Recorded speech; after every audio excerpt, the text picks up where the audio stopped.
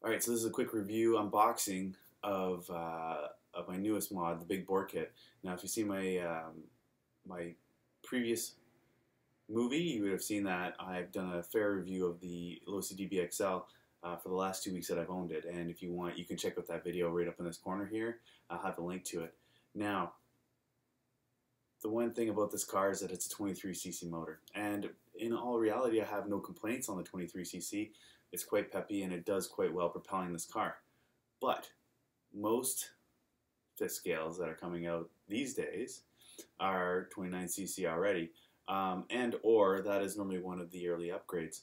Now, I talked about power upgrades for this car. You're talking about a pipe that will cost you $250. You're looking at a carburetor that costs you $75. But in all reality, I believe the first jump up should be your Big Bore Kit. So I'm just going to move my car out of the way. Alright, Big Bore Kit. Right here, plain white box. Crack that bad boy open. Inside you're going to find a new spark plug. Different heat range. The original heat range was a 6. This one's a 7. You're also going to find yourself a new head kit. If you look closely, there is the piston itself with the ring already pre-installed. And then, of course, you have your gaskets and mount-up bolts on the side here. Now, I'll give you a quick kind of idea how this will unfold and how easy of a mod it is for most people. Okay, so here's your motor. Now, if you've played with these motors before, you played with nitro before, you know that the motor's not too difficult to take out. You take out the bottom chassis bolts, should be 4 of them.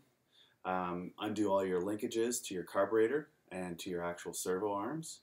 Alright, and then for the most part, this thing will come out. You're probably wondering how this is all going to work out. Now, if you have a mechanical skill, I don't need to explain this to you. You've probably done a top end before, and it's not that difficult. For those of you who have never done a top end, it's not something that you need to be afraid of. It's a fairly simple process, and if you have mechanical skill, you should be able to do it. There's plenty of videos out there on how to do top ends on other vehicles. It doesn't really change. A 2-stroke top end is a 2-stroke top end. This one will just be easier, and it only has 2 head bolts, which makes it very simple. So I'll give you kind of the quick breakdown on how this would happen. So we're going to want to remove this engine from the actual RC itself, and you're going to want to be able to upgrade it from there. So what happens then is you're going to take off this whole extruded cage around it. You're going to take off your whole carburetor, manifold, and you're going to take off the muffler on the other side. Alright, you're going to take off any heat shields that you'll need to take off, and then from there, you're going to have the top end exposed. Obviously undo your spark plug, clear all that stuff out of the top of it, undo 2 bolts, slide your whole top end sleeve off, which will expose the piston. The piston will obviously be similar to this piston, but smaller. And you're going to take out the C-clips and wrist pin and pull that piston off. This piston will replace it.